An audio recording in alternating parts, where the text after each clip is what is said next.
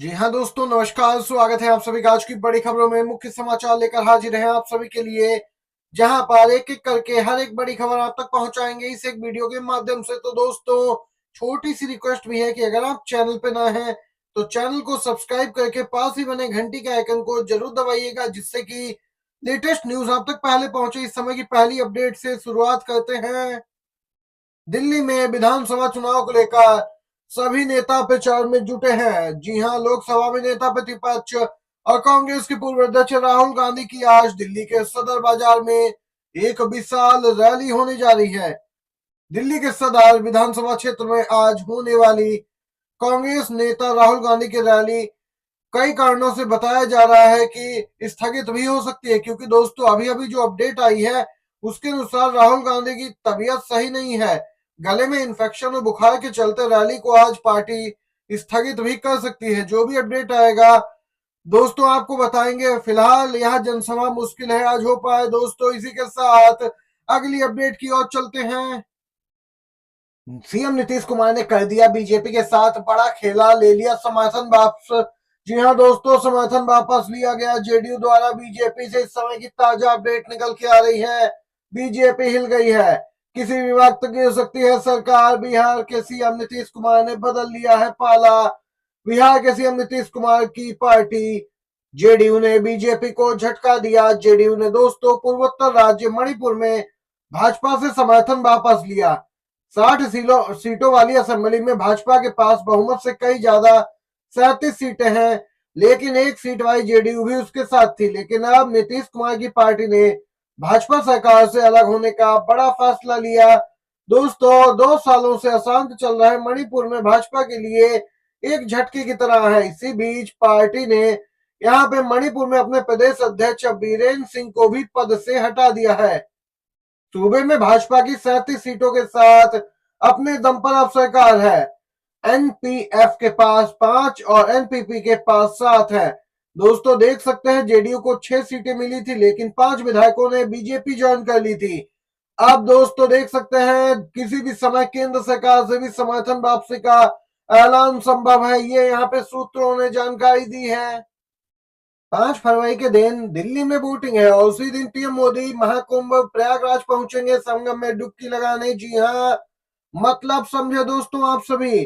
5 फरवरी को दिल्ली में जहां वोटिंग हो रही होगी, आचार संहिता लागू है, तो प्रचार तो कर ही नहीं सकते, लेकिन प्रचार करना है। उसके यहाँ पे क्या रास्ते हो, रास्ता निकाला गया है कि उसी दिन पीएम मोदी संगम में अब डुबकी लगाएंगे। स्पष्ट है, दिन भर सुबह से शाम तक गोदी मीडिया यही दिखाएगा। अप्रत्यक्ष तौर पर दिल्ली चुनावों को प्रभावित करने का बीजेपी ने ऐसा सॉलिड प्लान बनाया है। इसको लेकर दोस्तों तमाम सवाल उठ रहे हैं कि आखिर 5 फरवरी का दिन ही क्यों चुना गया। दोस्तों, आपको बताते चले 10 को पहुंचेंगी राष्ट्रपति। इस समय की अपडेट के अनुसार प्रधानमंत्री 5 को लगाएंगे आस्था की डुबकी, जबकि 10 को राष्ट्रपति द्रौपदी मुर्मू यहाँ पे प्रयागराज पहुंचेंगी। दोस्तों, धर्म संसद के दिन 27 जनवरी को महाकुंभ जाएंगे केंद्रीय गृह मंत्री अमित शाह। दोस्तों, ये ताजा अपडेट निकल के आ रही है।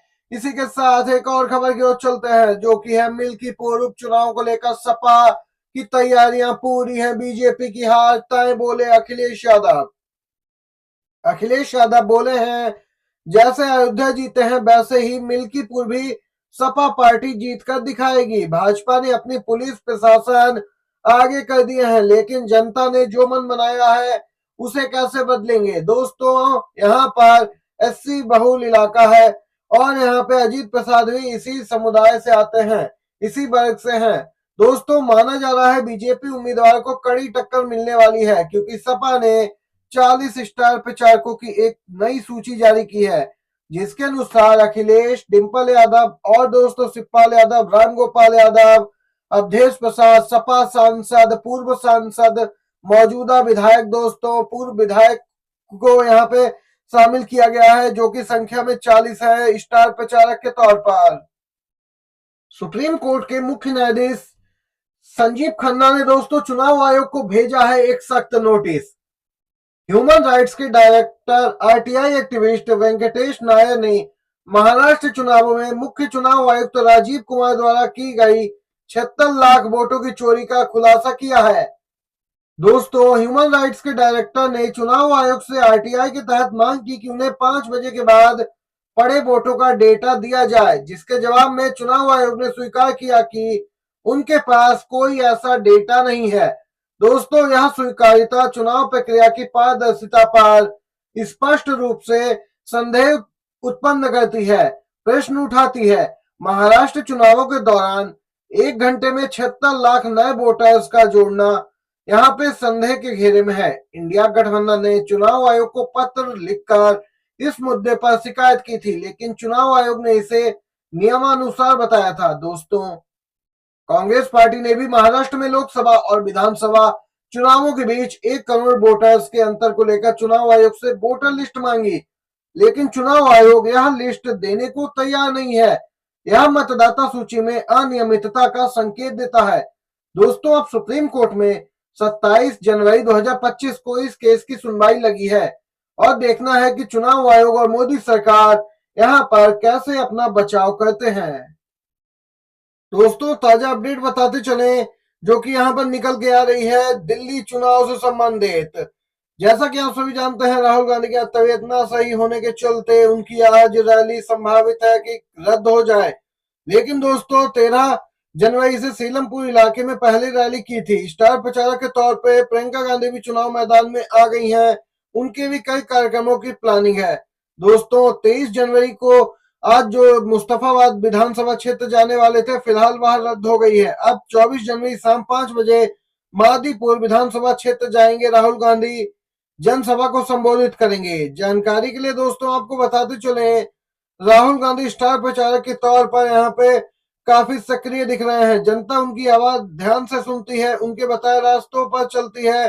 देख सकते हैं कांग्रेस पार्टी के लिए यह अच्छे संकेत हैं।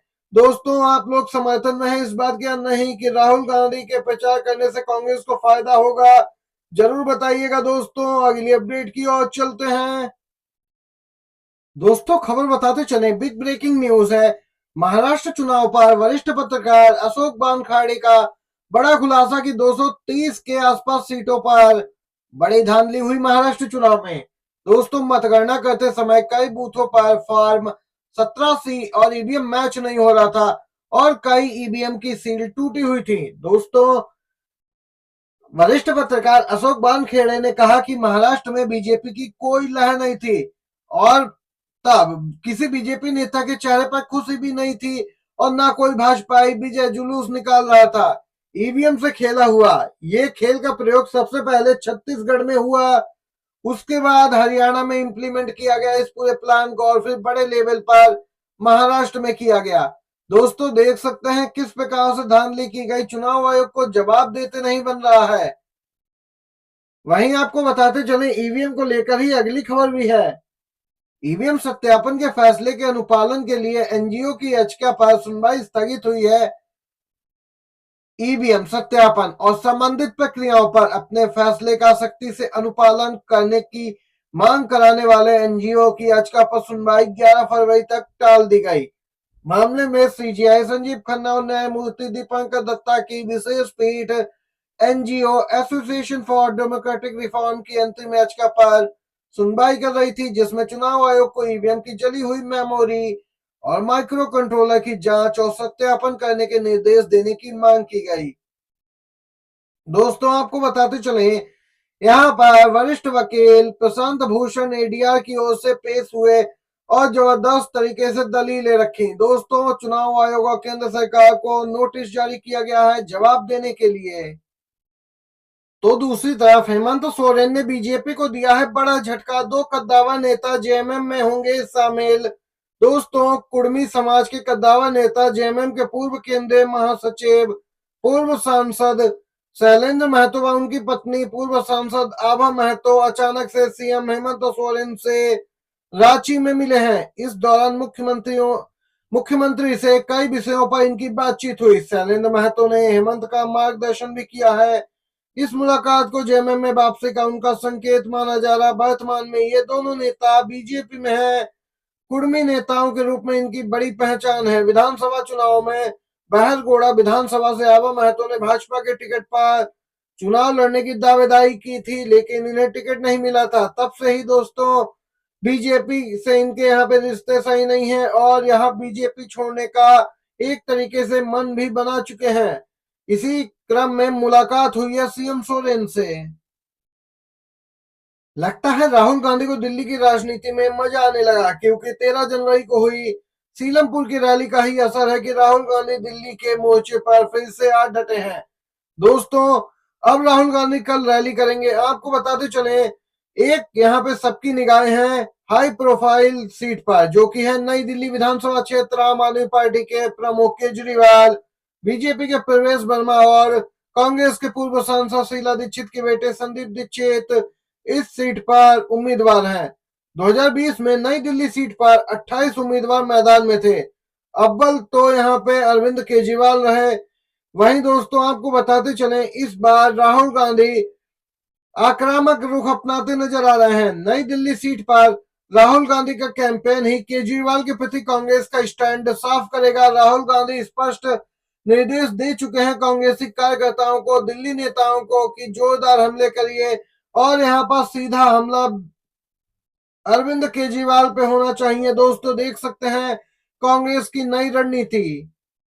फलौदी सट्टा बाजार का ताजा आंकड़ा, नाम वापसी के बाद दिल्ली इलेक्शन 2025 की ताजा भविष्यवाणी हो गई। आप बीजेपी या कांग्रेस, किसकी जीत पक्की? दोस्तों, राजस्थान का फलौदी सट्टा बाजार, इसका नाम राजनीति और चुनावी भविष्यवाणियों में अपनी सटीकता के लिए पूरे ही देश में मशहूर है। दिल्ली चुनाव 2025 के नजदीक आते ही यहाँ फलौदी सट्टा बाजार के सटोरी फिर से सक्रिय हो गए। सट्टा बाजार ने दिल्ली चुनाव को लेकर ताजा अनुमान दिए हैं, जिनमें कांग्रेस व भाजपा की टेंशन बढ़ने वाली है। दोस्तों, आपको बताते चले, दिल्ली विधानसभा की 70 सीटों पर 1522 पर्चे दाखिल किए गए। वहीं स्क्रूटनी के बाद, छटनी के बाद, यहाँ पर नाम वापसी के बाद कुल संख्या 699 ही रह गई। नाम वापसी के बाद दिल्ली चुनाव पर फलौदी सट्टा बाजार का ताजा आंकड़ा आया है, जो कि चौंकाने वाला है। दिल्ली विधानसभा चुनाव में आप पार्टी को 39 से 41 सीटें मिल सकती हैं। वहीं बीजेपी को 29 से 31 सीटों पर जीत हासिल करने का अनुमान है। दिलचस्प बात यह है कि दोस्तों, इस सट्टा बाजार ने कांग्रेस को लेकर कोई भविष्यवाणी नहीं की। दिल्ली में बहुमत का आंकड़ा 36 सीटों का है। ऐसे में आपको बहुमत मिलने की स्पष्ट संभावना होती दिख रही है। दोस्तों, आपको बताते चले, बीजेपी को तगड़ा झटका लगने वाला है। फलौदी सट्टा बाजार के अनुसार पहले भी यहाँ पे सट्टा बाजार की सटीकता एकदम स्पष्ट दिखाई दी कई मौकों पर। उदाहरण के तौर पर दोस्तों, आपको राजस्थान की 9 सीटों पर अनुमान जारी किए गए थे, बता दें, सट्टा बाजार की ओर से, जिनमें से 8 पर पूरी तरीके से अनुमान सही साबित हुए। दोस्तों, लोकसभा चुनाव में भी सट्टा बाजार ने कई अनुमान बताए थे, लेकिन कुछ गलत साबित हुए तो कुछ सही। 50-50 का अंतर रहा था। दोस्तों, सुप्रीम कोर्ट ने उठाए कई सवाल। जेल में बंद कैदियों द्वारा चुनाव लड़ने की प्रथा पर प्रश्न चिन्ह लगाया। जी हां, सुप्रीम कोर्ट ने हाल ही में जेल में बंद कैदियों द्वारा चुनाव लड़ने की प्रथा पर गंभीर सवाल उठाए हैं। दोस्तों, कोर्ट का मानना है कि जेल से चुनाव लड़ना लोकतंत्र की भावना के खिलाफ है और इसे रोका जाना चाहिए। यह टिप्पणी दिल्ली विधानसभा चुनाव में उम्मीदवार ताहिर हुसैन की जमानत याचिका पर सुनवाई के दौरान आई। एक जज ने याचिका पर जमानत दी तो दूसरे ने याचिका खारिज की, जिसके बाद खंडित फैसला आया। अब दोस्तों, मामला सीजीआई की बेंच को ट्रांसफर कर दिया गया है। ताहिर हुसैन यहाँ दोस्तों प्रचार के लिए जमानत चाहते थे। पहले यहाँ पे आम आदमी पार्टी और अब ओवैसी की पार्टी ने इन्हें दिल्ली चुनाव के लिए टिकट दिया है और चुनाव प्रचार के लिए जमानत मांगी थी और उन्हें कस्टडी पैरोल भी मिल गया था। दोस्तों, देख सकते हैं, सुप्रीम मानना है जेल में रहकर चुनाव लड़ने की प्रक्रिया यहाँ पर पूरी तरीके से पारदर्शी नहीं है और यहाँ लोकतंत्र की भावना के खिलाफ भी है। मध्य प्रदेश में अपनी ही सरकार के खिलाफ हुई बीजेपी कांग्रेस के साथ पद यात्रा निकालने पर हुआ एक्शन। जी हां, मध्य प्रदेश के विदिशा जिले में बीजेपी ने अपनी ही पार्टी के 2 प्रमुख नेताओं पर सख्त कार्रवाई कर दी। जिला पंचायत अध्यक्ष गीता रघुवंशी और नगर पालिका अध्यक्ष के पति को पार्टी अनुशासन तोड़ने के आरोप में नोटिस जारी किया गया। दोस्तों, इन नेताओं ने जर्जर सड़क बनवाने के लिए अपनी ही सरकार के खिलाफ पद यात्रा निकाली थी। दरअसल विदिशा के गांव की सड़क काफी खराब है। इस मुद्दे पर जिला पंचायत अध्यक्ष के पति कैलाश रघुवंशी ने वीडियो भी जारी किया। इस वीडियो में उन्होंने सड़क की हालत दिखाई जो कि जर्जर है और लोगों से पद यात्रा में शामिल होने की अपील की थी। वहीं दोस्तों इस पद यात्रा को निकालने के बाद यहाँ पे इनके साथ कांग्रेस का भी समर्थन आ गया। इस यात्रा में कांग्रेस के जिला अध्यक्ष और कई कांग्रेसी कार्यकर्ता भी मौजूद थे। बीजेपी ने इसे पार्टी नियमों का उल्लंघन माना और तुरंत एक्शन लिया और यहाँ पे दोनों नेताओं को नोटिस जारी कर 15 दिन के भीतर जवाब देने को कहा है। देख सकते हैं बीजेपी ने अपने ही नेताओं पे कार्रवाई की है क्योंकि इन्होंने सरकार के खिलाफ मोर्चा खोला। बड़ी खबर, कोर्ट ने ईडी को लगाई फटकार, 1 लाख का जुर्माना भी। जी हां, ईडी कानून अपने हाथ में ना ले, जनता को परेशान ना करे। कई बार सुप्रीम कोर्ट ईडी को लताड़ चुका है।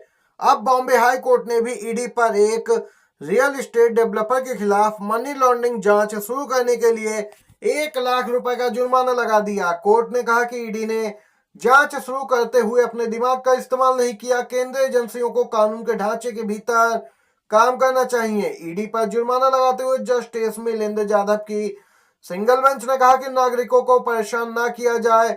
जांच एजेंसियों को कड़ा संदेश देने की अब जरूरत आ गई है। दोस्तों ईडी बीते कई दिनों से बैकफुट पे दिखाई दे रही है। हर कोर्ट में ईडी को फटकार लग रही है। दोस्तों अब यहाँ पर ईडी पर हाई कोर्ट ने 1 लाख का जुर्माना भी लगा दिया है। इस केस में दोस्तों हाई कोर्ट ने स्पष्ट किया है कि 4 सप्ताह के भीतर हाई कोर्ट लाइब्रेरी को 1 लाख रुपए का भुगतान करेगी ईडी। पीठ ने यहाँ पे दोस्तों देख सकते हैं जुर्माना लगाया और कहा कि यह लागत शहर स्थित कीर्तिकर लॉ लाइब्रेरी को दी जाएगी। दोस्तों देख सकते हैं किस प्रकार से केंद्रीय जांच एजेंसियां मनमाने तरीके से काम करती हैं। नागरिकों को परेशान किया जा रहा। अब तो इस पर यहाँ पे बॉम्बे हाई कोर्ट सख्त हुआ है। ये थी दोस्तों दिन भर की तमाम बेहद बड़ी खबरें, मुख्य समाचार थे। वीडियो आपको अच्छा लगा हो तो एक लाइक जरूर कीजिएगा, शेयर कीजिएगा वीडियो अपने दोस्तों में, जिससे कि सभी दोस्त आपके बड़ी खबरें जान सकें। बहुत बहुत धन्यवाद आप सभी का।